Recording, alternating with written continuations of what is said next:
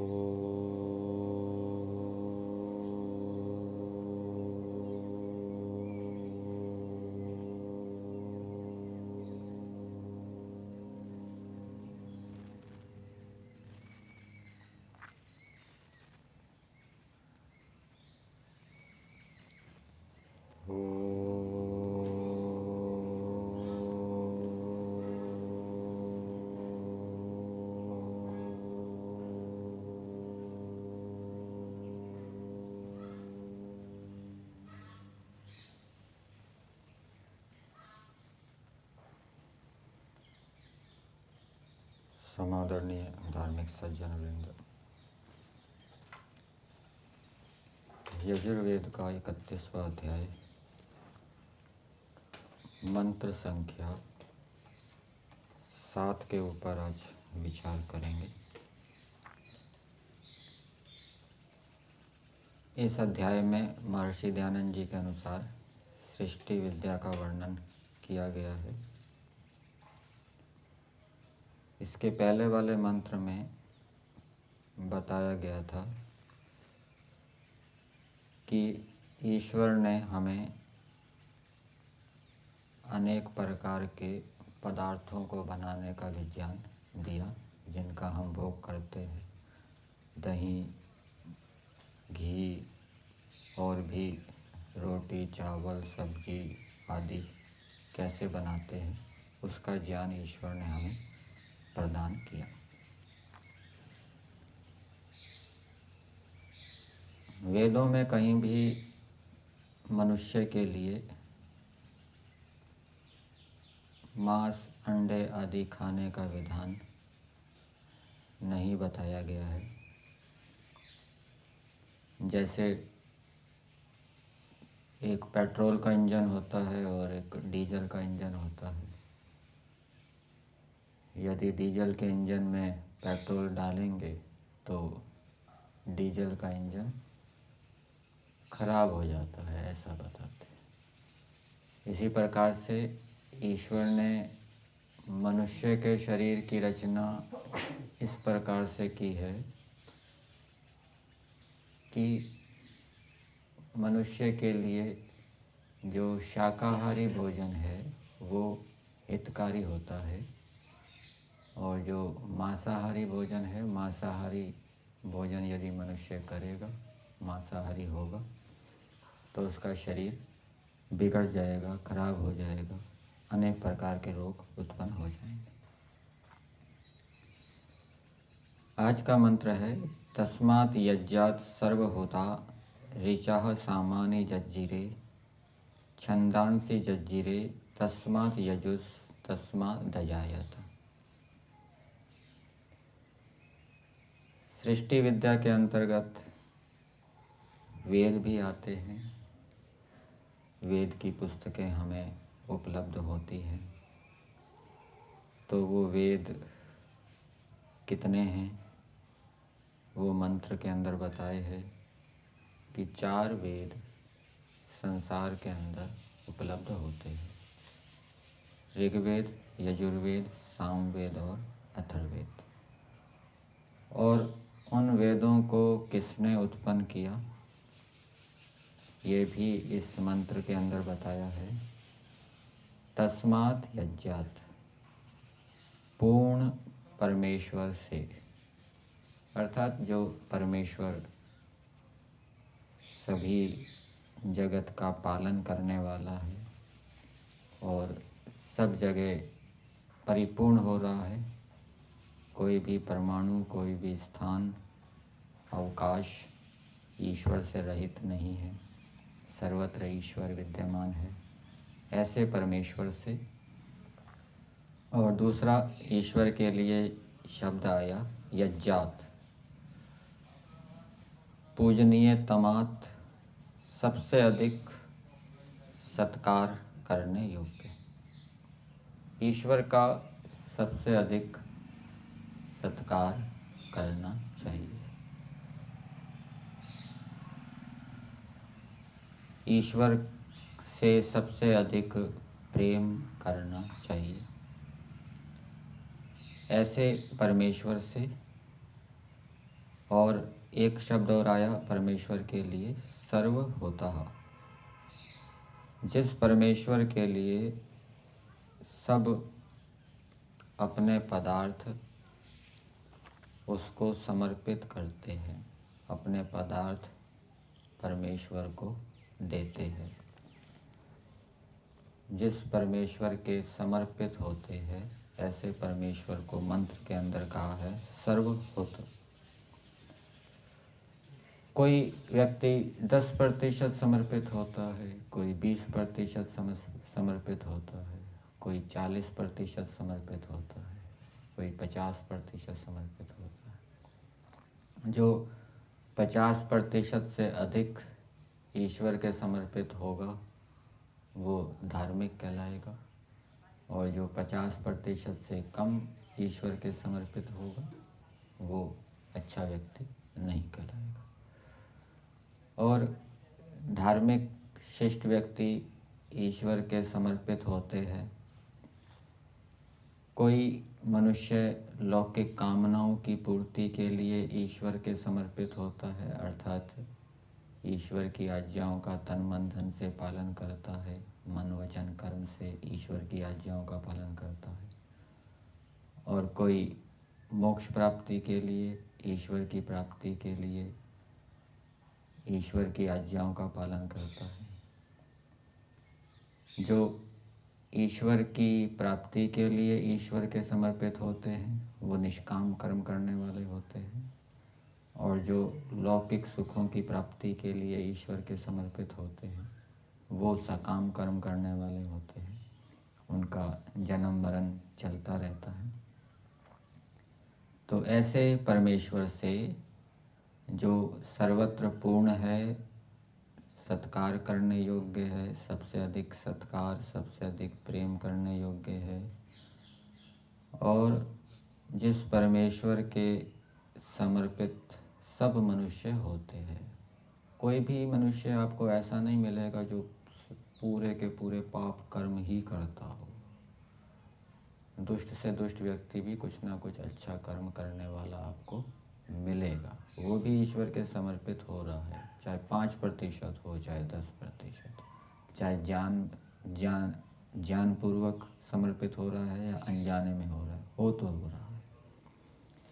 तो ऐसे परमेश्वर से ऋचाः सामानि जज्जिरे, ऋग्वेद और सामवेद उत्पन्न हुए। ऋचाः ऋग्वेद के लिए कहा गया है। ऋच स्तुतौ धातु से ऋक् शब्द बनता है, जिसके अंदर प्रधानता से पदार्थों के गुण कर्म स्वभावों का वर्णन किया गया है। सामवेद उपासना का वेद बताया जाता है, उसके अंदर प्रधानता से उपासना का विधान किया गया है। छंदांसि जज्जिरे तस्मात् यजुस् तस्मात् अजायत। अंत में यजुस् आया है यजुर्वेद के लिए, जो प्रधानता से कर्मकांड का वेद है, जिसमें कर्मों का विधान प्रधानता से मुख्यता से किया गया है। 3 वेद हो गए, एक वेद बचा अथर्ववेद। तो छंदांसी जज्जिरे, यहाँ पर छंदांसी शब्द से अथर्ववेद का ग्रहण किया गया है। तो परमेश्वर से ये 4 वेद उत्पन्न हुए। परमेश्वर ने वेदों का ज्ञान किस लिए दिया? जैसे हम कोई मोबाइल, कंप्यूटर, टीवी आदि बाज़ार से लेकर आते हैं तो उसके साथ मैनुअल दिया जाता है किस प्रकार से उसका उपयोग करना है, क्या क्या सावधानी रखनी है। जो टीवी होता है उसके पीछे का ढक्कन बंद रखना है, खोल के नहीं रखना, नंगी तार को हाथ नहीं लगाना, मोबाइल आदि को धूप आदि से बचाना है। इसी प्रकार से गाड़ी का हम प्रयोग करते हैं तो जब इंजन गर्म हो जाता है तो पानी डाला जाता है। ये सारी बातें बताई जाती है जिससे कि वो यंत्र क्या है, ठीक प्रकार से कार्य करता रहता है, बिगड़ता नहीं है। इसी प्रकार से संसार के अंदर अनेक प्रकार के पदार्थ हैं, चेतन पदार्थ भी हैं, जड़ पदार्थ भी है। उनका हमें उपयोग किस प्रकार से करना है, जड़ पदार्थों के साथ किस प्रकार का व्यवहार करना है, चेतन पदार्थों के साथ किस प्रकार का व्यवहार करना है, जिससे कि हम संसार के अंदर सुखपूर्वक रहते हुए, उन्नति करते हुए अपने चरम लक्ष्य मोक्ष को प्राप्त करें। इसलिए ईश्वर ने वेदों का ज्ञान दिया है। ऋग्वेद आदि भाष्य भूमिका में वेदोत्पत्ति विषय में एक जगह ऋषि दयानंद जी लिखते हैं, भाव रूप में बताता हूँ, कि ईश्वर हम सब प्राणियों के माता पिता के समान है। जैसे माता पिता अपने पुत्रों की सुख और उन्नति चाहते हैं, वैसे ही ईश्वर ने भी हमारे हित के लिए, सुख के लिए वेद विद्या को दिया, जिससे कि हम धर्म, अर्थ, काम और मोक्ष को सिद्ध कर सकें। बिना वेद विद्या के मनुष्य धर्म को जान नहीं सकता, धर्म को प्राप्त नहीं हो सकता, मोक्ष को नहीं जान सकता, मोक्ष को प्राप्त नहीं हो सकता। मोक्ष प्राप्ति के क्या क्या साधन हैं वो वेदों के अंदर बताए गए हैं। और फिर वहाँ पर यह भी बताया गया है कि जैसे ईश्वर ने सृष्टि के अंदर कंद मूल, फल फूल आदि उत्तम उत्तम पदार्थ बनाए हैं, दिव्य पदार्थ बनाए हैं, तो सब विद्याओं से युक्त वेद विद्या का प्रकाश क्यों नहीं करता। और संसार के दिव्य दिव्य पदार्थों को प्राप्त होने से जो सुख होता है, वेद विद्या से होने वाला सुख उससे 1000 गुना अधिक है। तो ऐसा उत्तम विद्या पदार्थ वेद ईश्वर ने दिया है, जिससे कि हमें अत्यंत सुखों की प्राप्ति होती है। फिर प्रश्न उत्पन्न होता है कि ये वेद ईश्वर ने कैसे उत्पन्न किए, बिना मुख वाणी के ईश्वर ने वेदों का उपदेश कैसे दिया। हम तो दूसरे को उपदेश देने के लिए मुख वाणी आदि का प्रयोग करते हैं। तो वहाँ पर ऋग्वेद आदि भाष्य भूमिका में लिखा है कि ईश्वर सर्वशक्तिमान है। ये हेतु दिया कि सर्वशक्तिमान होने से ईश्वर बिना मुख आदि अंगों के भी वेदों का उपदेश दे देता है। किनको वेदों का उपदेश दिया?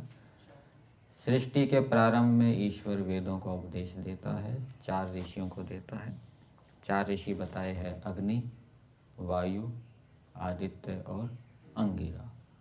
अग्नि ऋषि को कौन से वेद का ज्ञान दिया? ऋग्वेद। वायु को कौन से वेद का ज्ञान दिया? यजुर्वेद। आदित्य को कौन से वेद का ज्ञान दिया? सामवेद। और अंगिरा को अथर्ववेद का ज्ञान। तो इनको ही ज्ञान क्यों दिया, दूसरे मनुष्यों को क्यों नहीं दिया? तो इसका उत्तर दिया गया है कि पिछली सृष्टि में सबसे अधिक पवित्र आत्मा यही थे, इसलिए इनको 4 वेदों का ज्ञान दिया गया।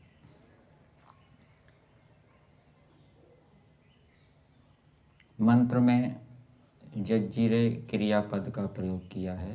वेद परमेश्वर से उत्पन्न हुए, जज्जीरे का अर्थ किया जाता है उत्पन्न हुए।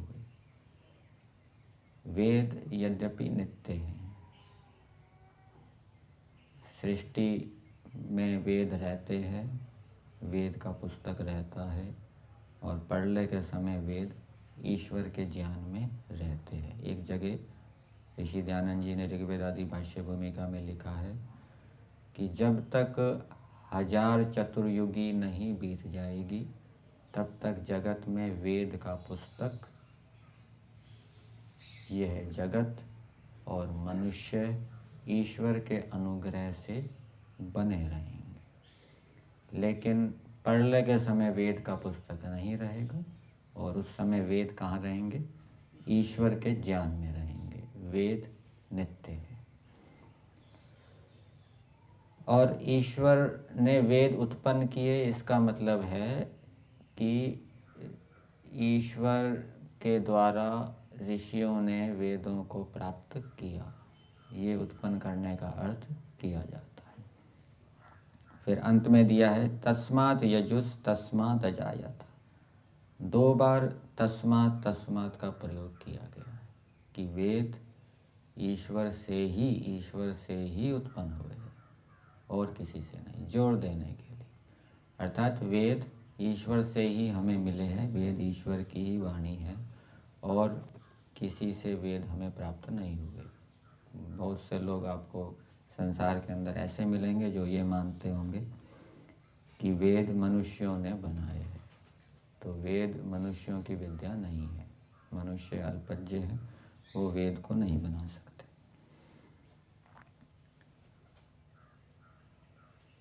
इस मंत्र के भावार्थ में ऋषि दयानंद जी लिखते हैं,